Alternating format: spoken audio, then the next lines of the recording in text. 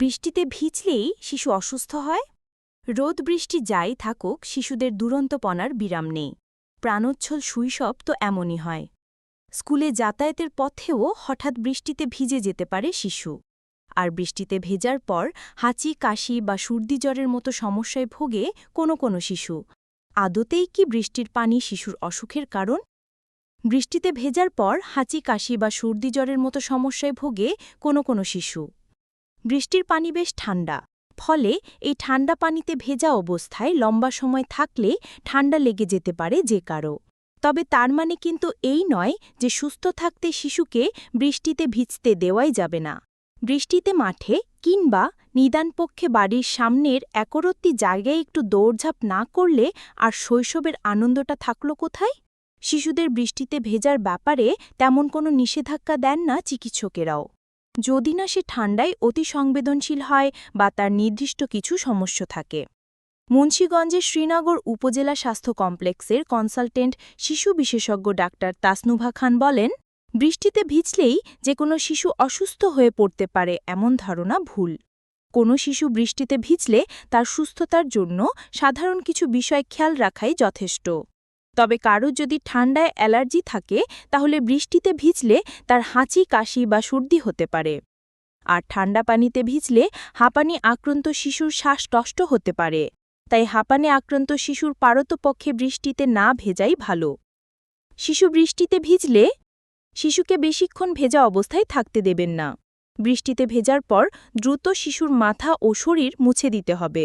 বেশ কিছুক্ষণ ভেজা অবস্থায় থেকে গেলে যে কারো ঠান্ডা লেগে যেতে পারে। ভেজা ত্বকে ছত্রাকের সংক্রমণও হতে পারে। খেয়াল রাখুন, আঙুলের ফাঁকে বা ত্বকের কোনো ভাঁজেও যেন পানি রয়ে না যায়। তবে বৃষ্টির পানিতে ভেজার সময় কাদামাটি লেগে শরীর ময়লা হলে প্রথমে সাবান দিয়ে ত্বক পরিষ্কার বা গোসল করার প্রয়োজন হয়। এই পরিচ্ছন্নতার কাজে কুসুম গরম পানি ব্যবহার করা ভালো।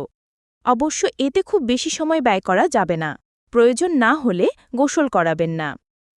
এরপর যা কিছু, শিশুকে শুকনা ও পরিষ্কার কাপড় পরিয়ে দিন। এমন কাপড় পরানো উচিত যাতে শিশুর শরীর উষ্ণ থাকে, যেমন একটু পুরু সুতি কাপড়ের ফুল হাতা জামা ও পায়জামা পরিয়ে দিতে পারেন। প্রয়োজনে 2 স্তরে পোশাক পরাতে পারেন। আবহাওয়া বেশি ঠান্ডা থাকলে পাতলা ফ্লানেল কাপড়ের পোশাকও পরাতে পারেন। বৃষ্টিতে ভেজার পরপরই শিশুকে ঠান্ডা হাওয়ায় থাকতে দেবেন না। প্রয়োজনে ঘরের জানালা আটকে রাখুন কিছুক্ষণ। শিশুর শরীর উষ্ণ করে তুলতে তাকে কুসুম গরম পানি কিংবা পানীয় দিতে পারেন। আনন্দে বাধা নয়। বৃষ্টিতে ভিজে অকৃত্রিম আনন্দের সুযোগ করিয়ে দিন শিশুকে।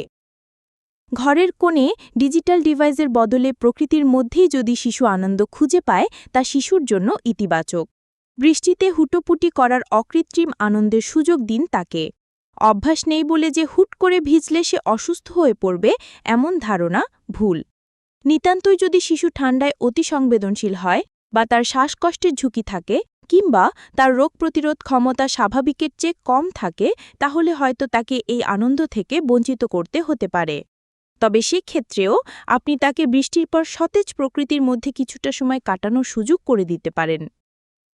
খেয়াল রাখুন, লম্বা সময় বৃষ্টিতে ভেজা কারো জন্যই ভালো নয়। ঝড় বা বজ্রপাতের সময় বৃষ্টিতে ভেজা যাবে না। বৃষ্টির সময় শিশুকে জলাশয়ের ধারে কাছেও যেতে দেবেন না।